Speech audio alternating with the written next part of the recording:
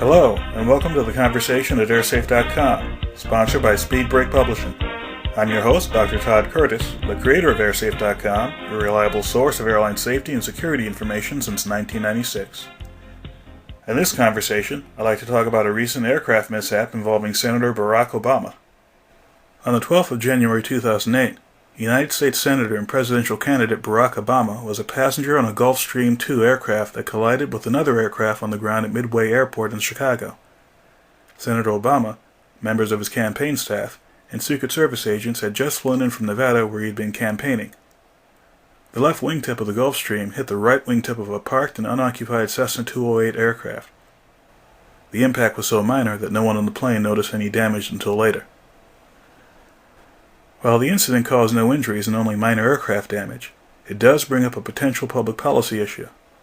Specifically, the issue of what should be considered an acceptable air transportation risk for presidential candidates. A comparison can be made with the policy on Secret Service protection for presidential candidates. Prior to the assassination of the presidential candidate, Senator Robert F. Kennedy in 1968, there were no clear standards or legal requirements for physical security of presidential candidates. Security decisions were largely left up to local law enforcement and to the candidates' campaign staffs. After the assassination, the U.S. Congress authorized protection of major presidential and vice presidential candidates and nominees. The nature of the U.S. presidential electoral process demands that candidates have to travel a great deal during the months leading up to the election. The candidates typically use a variety of air travel options, from scheduled commercial airliners to privately chartered aircraft. While there are risks with any type of air travel, the risks are higher for some types of flights. Senator Obama's aircraft was operating as a non-scheduled air carrier flight under Part 135 of the Federal Aviation Regulations, which are less strict than the Part 121 regulations for larger air carrier aircraft, and more strict than the Part 91 regulations for general aviation.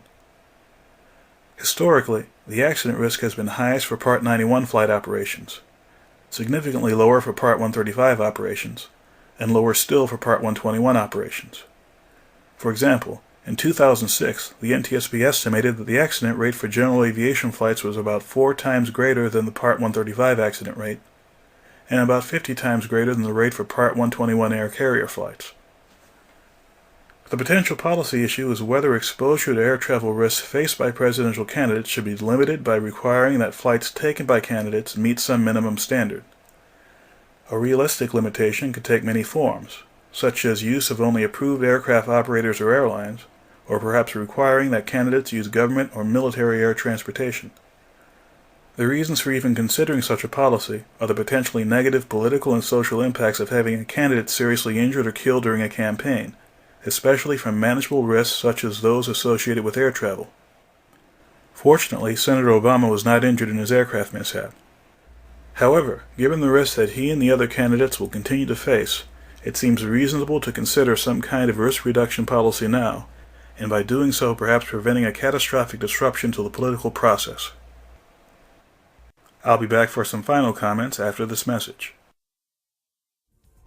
If you have a serious interest in the study of aviation safety, one of the key skills you have to have is the ability to analyze data.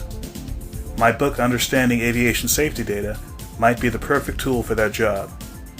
Based on my experiences from analyzing thousands of incidents and accidents, this book has detailed step-by-step procedures for asking and answering the 12 basic kinds of aviation safety questions you're likely to encounter. To find out more about the book, visit Speed Brake Publishing at orders.speedbrake.com. For more on the event involving Senator Obama, please visit obama.airsafe.org.